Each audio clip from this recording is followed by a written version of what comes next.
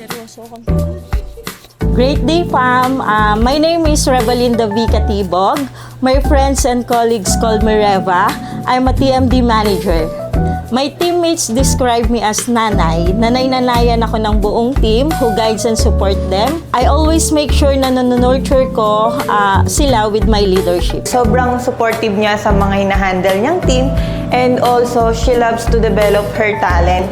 Yung mga personal na skills namin, tinutulungan niya kami kung paano to ma-develop.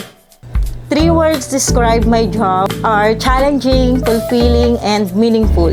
I'm TMD manager who handles payroll, compensation, benefits, and rewards, admin and support including our security, and employee health and compliance. 6 years and 8 months na dito kay Frankie's. I joined Frankie's last October 2018 as Compensation, Benefits, and Rewards Specialist. Then, May 2021, I was promoted as CBR Officer. December 2022 naman, na-promote ako as TMD Supervisor. And last March 2024, I was promoted as TMD Manager. Throughout my journey kay Frankie's, mas nakilala ko yung company. Nakita ko yung fun environment. Na-feel ko dito yung more than work, we are family. Nagkaroon ako ng friends sa different department like operations, finance. Simula nun, naisip ko na may ganitong company na pinapahalagahan yung mga employees natin.